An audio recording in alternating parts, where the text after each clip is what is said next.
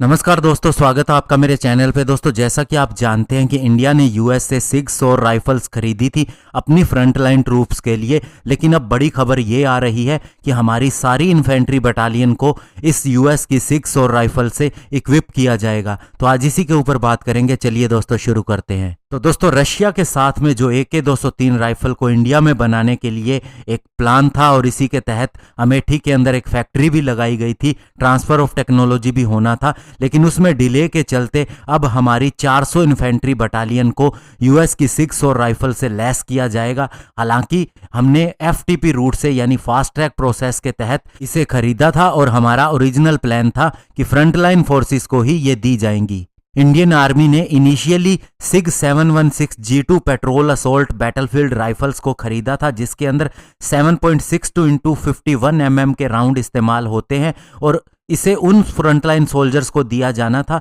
जो बॉर्डर के अंदर इन्वॉल्व रहते हैं, काउंटर टेररिज्म के अंदर रहते हैं और काउंटर इंसर्जेंसी ऑपरेशंस के अंदर इन्वॉल्व रहते हैं। और दोस्तों, अब ये हमारी स्मॉल आर्मी सिस्टम इंसास को रिप्लेस करेगा, जो कि 5.56 × 45 mm की राइफल है और ये पिछले 2 दशक से इस्तेमाल होती आ रही है। और दोस्तों, अभी प्लान के हिसाब से कम 2 कंपनीज हर एक इन्फेंट्री बटालियन के अंदर उन्हें ये राइफल दी जा रही हैं, चाहे वे फील्ड में हो चाहे वे पीस स्टेशन के अंदर क्यों न हो। और हर एक कंपनी के अंदर कम से कम 100 सोल्जर रहते हैं। हालांकि इनकी क्वांटिटी अलग अलग हो सकती है बटालियन के हिसाब से, किसी को ज्यादा वेपन दिए जा सकते हैं, किसी को कम भी। और दोस्तों, हर एक इन्फेंट्री बटालियन के पास 4 कंपनीज होती हैं, जिन्हें अल्फा, ब्रेवो, चार्ली और डेल्टा कंपनीज कहते हैं। और इसके अलावा कुछ एक बटालियन ऐसी भी होती हैं जिनके अपने यूनिक नेम होते हैं। जैसे कि हम वन माहर की बात करें तो इनके पास whisky, x ray, Yankee, Julu company है। 13 कुमायून के पास में चार्ली कंपनी नहीं है,